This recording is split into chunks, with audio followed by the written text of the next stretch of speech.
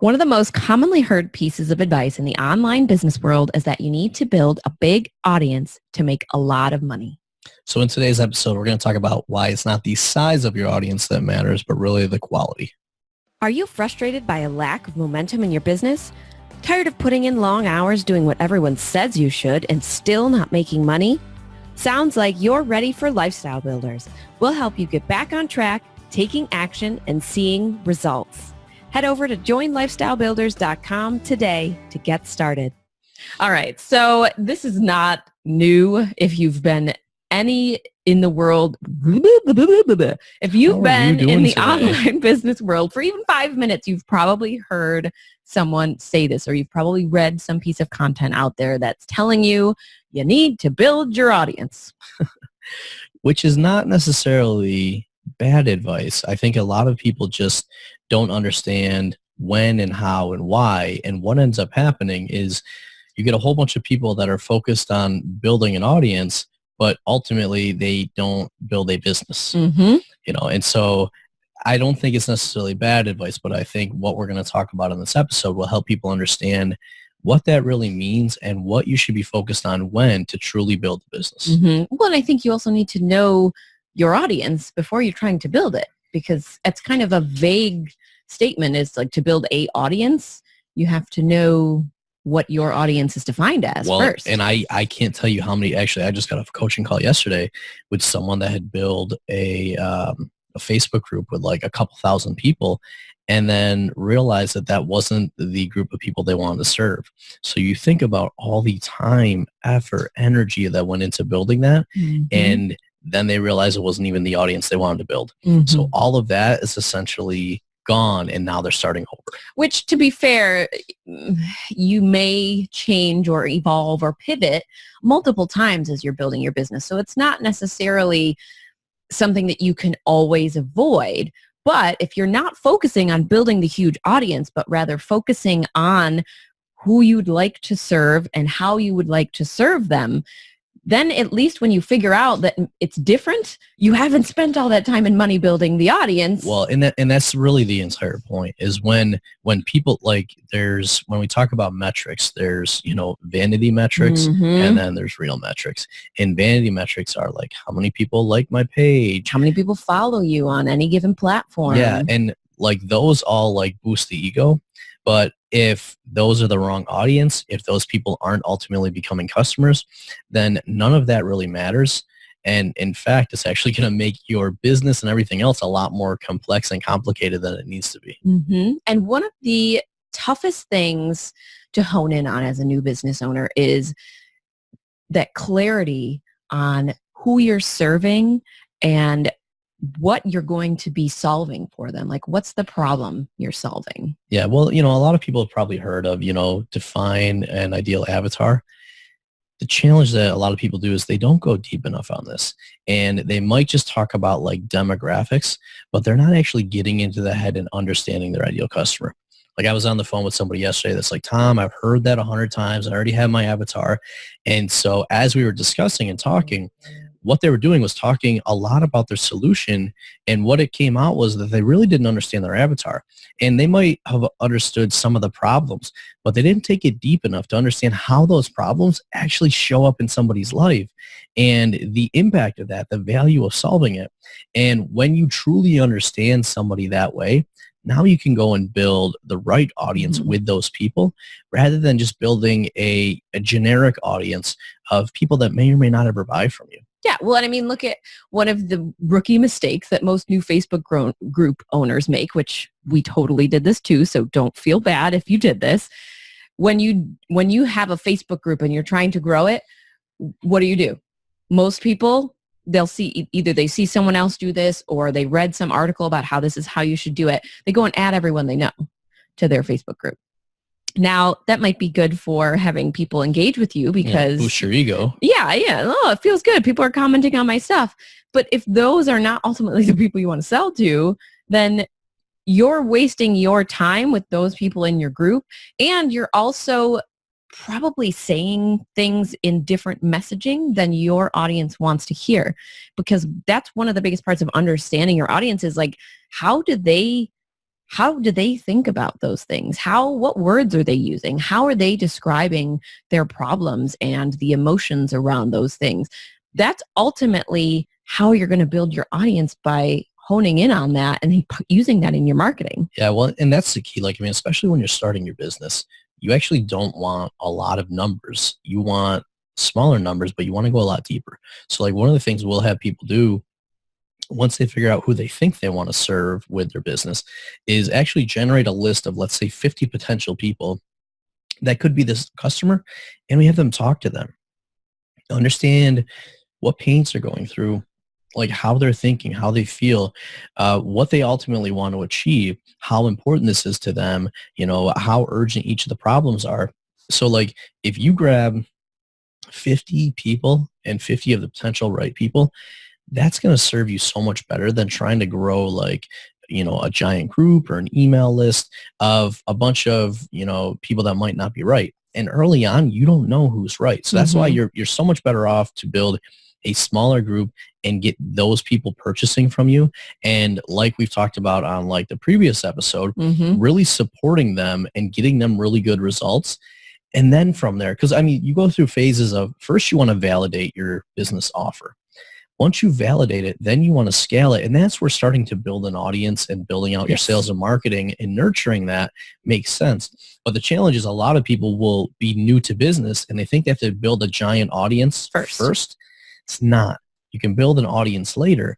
First, you need to focus on getting your initial set of sales and making sure that you can get those customers or clients really good results. You want a proven offer before you're out there gathering thousands of people to you. You want that offer to solve those people's problems so that they're ultimately purchasing it from you. Like that's the point of your business. Yeah. Well, and like you said, a lot of times your messaging isn't honed in early on. Like you may be describing, like this happened.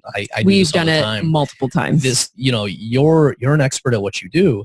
And you know the problem that's really going on with that person, but you're not meeting them where they are. They might be describing it a different way, or they might be seeing the symptom of the problem, not the root cause. You're trying to explain the root cause, and they're like, no, that's not my issue. So it's so important to really understand and talk to people early on, and then that's going to allow you to grow the audience later on. Yeah, and we did do a show about this, tomandariana.com/51.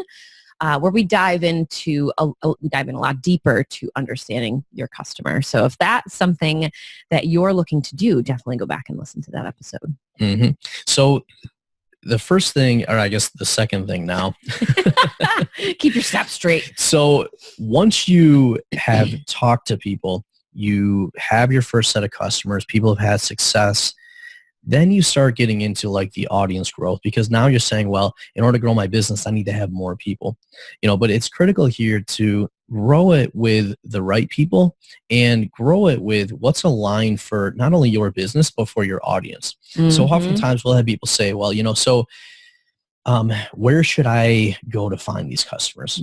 And, it really comes down to one, where are these customers? Because what we always say is find where the customers are congregating and go there. Because otherwise, it's so much more difficult to try to build your own audience one at a time. What you want to do is say, like, are they congregating at a conference or at an offline event? Go there. Are they congregating online in like a Facebook group or a LinkedIn group or a message board? Go there. But make sure that it's aligned with not only where they are, but with also what your business is doing. Yeah. If you hate a certain social platform, or if you hate a certain way of selling, if you just are not an email person. Yeah. The key thing here though is you got to make sure that it works both ways. Yes. Because let's say you really like using Facebook, but none of your customers are on Facebook, like, that doesn't work. Or if like you like using Facebook Messenger for your thing, but your people prefer email. Yeah. So you got to understand both and really line those up for what works on both sides. Yes. And the other part of this too is you're kind of bringing all these pieces and parts together to build what feels right to you. So we talked about you're going to get to a point where, you've proven your offer with your small, intimate audience, and now you're getting ready to grow it. Now, depending on what type of business you're building, you may not need to grow your audience to millions of followers. It's really important to look at what you're trying to build and who you're trying to serve, because you might have a smaller niche. You might only have an audience of 100,000. So if you're kind of aware of, all right, this is what I'm looking at, this is my business model, this is how big I think I'd like to grow it, that kind of helps you as you're starting to grow and scale to, okay, maybe you don't need to be on every platform because you figured out that your people are on Facebook and in online forums. So you're going to stick to those two areas, and you're going to do the marketing for your business with that in mind. So you don't have to be on every social media platform because you already know that your audience isn't there, and you only need to build your business to a certain size. Yeah, well, and one of the things we do when we work with new business owners is we help them model the business and really help them figure out, okay, so based on like the product you have and the customers, how many customers do you need a year to hit your goals? And, there's an example of if you sell a $10 product, you've got to get in front of a lot more customers. Mm-hmm. And in a lot of cases, it's actually a lot more difficult because unless your customer lifetime value and your ascension is a lot more, you can't really spend a lot of money to acquire those customers. Yeah. And on the flip side, let's say you sell a, $100,000 or a $10,000 product. Well, you likely need a lot less customers in order to ultimately hit your goals. Mm-hmm. And so because, they're paying more, you can typically spend more money to acquire those customers. So it's not that you've got to be on either extreme. There's obviously pieces in the middle. But one of the things we always work through is like, what kind of a business do you want to have? Do you want to have a business that has a lot of customers? Mm-hmm. Or, and maybe it's not as intimate because you can't be? Or do you want to have a business that's more intimate? Maybe you have less customers, right? So it's a good kind of understanding of what do you want the business to be? And then your audience growth, your marketing strategy can then tie in and support that. Mm-hmm. And it's also, what expectations your customers have of you. If you're bringing people in with the idea that they're going to have a really intimate relationship with you and then they don't hear from you afterwards, that's not a good fit for each side of that team there. So you just want to make sure that you're being clear on what you want, and then also making that clear to your customers as well. Yeah, well, and there's an example I always use. So a lot of times when people are trying to sell, they're afraid of asking for the sale because they don't want to hear no. But what ends up happening when we get a whole bunch of customers or a whole audience that isn't the right audience or isn't buying? Imagine like you're in a physical store and one customer comes in, they're looking around, they can't decide what they want to buy, or they don't know if it's the right thing for them. The best thing for that customer to do is to either make a purchase or to leave and not buy. But what ends up happening when you build the wrong audience is you fill up your store with a whole bunch of people that may or may not buy, but they clog the store up. Mm-hmm. So now, one, you have a full store and it's hard for you to understand how many people are actually going to buy versus just like loitering or hanging out in our store. On the flip side, your customers that really do want to buy, it's harder to see them and it's harder for them to like get to the shelf to buy the product. Mm-hmm. So ultimately what you want is you want to build your business system, your business engine to really say, we're attracting the right people, we're supporting them through their customer journey, and we're getting them to either purchase or decide not to purchase so that they can keep moving through. We don't want people to get stuck, because the other piece of that is the more audience you have, the more it costs you. It costs you money from the tools that you have to support that audience, from the team members you need to support that audience. Yep. It costs you time from having to go through and work with all those people, figure that out. And it costs you energy. If you have a giant audience and very few are buying, you're going to get frustrated. Mm-hmm. Yeah. And just thinking about, we've had a client before who had an email list of like 10,000 people. And when they looked at the percentage of people on their list that were purchasing, it was a very small percent. So if you're paying for your email service provider to have those 10,000 users, and only a small percentage of them are even opening emails or purchasing from you, that's something you want to look at. Like how can you better come across to make sure that you're attracting the right types of people and then getting rid of the people that aren't the right types. So many people are afraid. I was going to say, people fear that so much. To like cull their email list of like people who haven't opened an email. If someone hasn't opened your email in 3 months, Let's be honest. Are they really interested in purchasing from you? And if they are, they know where to find you to come back. So it's not hurting you to get really clear, cut those people off that aren't interested or are just, like you said, lollygagging around waiting for the free stuff, and focus on the people that are interested, that are opening every email, that are sending you responses, that are clicking on your Facebook posts and commenting and purchasing from you. That's who you should be focusing on. And it doesn't matter if that's only 500 off of your list of 5,000. Yep. Focus on those 500. Well, to that point, I don't even remember where the initial source of this article was, but there's an article out there that people reference all the time about like your 1,000 true fans. And it's like, if you have 1,000, and actually I think it came from like musicians and like rock bands. It said, listen, if we have 1,000 true fans, and those are people that buy our stuff, they show up to our shows, they, buy our music, like that's all we need. Yeah. And if you think about it, like, what would 1,000 true fans do to your business? And that's what you ultimately want to be looking for. So you want to be finding those people that are going to buy from you and then buy from you again and then tell their friends about you. And if you had 1,000 people like that, it's going to change your business. But more often than not, what we do is we attract everyone and we let those vanity numbers of like, I got an audience of 10,000 or 100,000. Well, yeah, but if they're not buying into it, if they're not ultimately supporting you, they're costing you. Yeah. But I don't think a lot of people realize that. And the other thing that I've seen as well is, when you don't look at your numbers, that giant number may feel really good. But then when you go down to your point and say how many of them are actually buying or how many of them are actually moving to the next step, in the sales process, then you start to really get depressed because you're like, this isn't nearly as good as I thought it was. Mm-hmm. Yeah. Yeah. And I think it's, it's kind of ingrained in us to think that bigger numbers means better.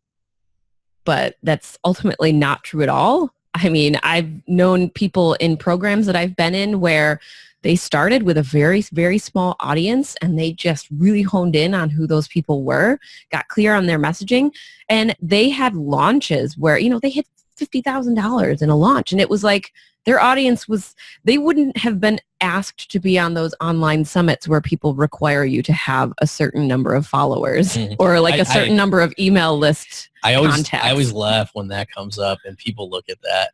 And I go back to people, I'm like, listen, if the only value I bring to you is the size of my audience, then clearly we're not a good fit. Because, the years of experience and everything else I've done, none of that matters because your email list isn't 50,000 people. And, it goes to show like I've worked with those business owners and I've seen them on the front end and the back end. Those business owners don't last a long time because even going back to our previous episode, they really don't care about the customer. They don't care about the people they interact with. And I'll tell you, in business and even in life, it is the relationships you build and the people that you show you care that ultimately matters.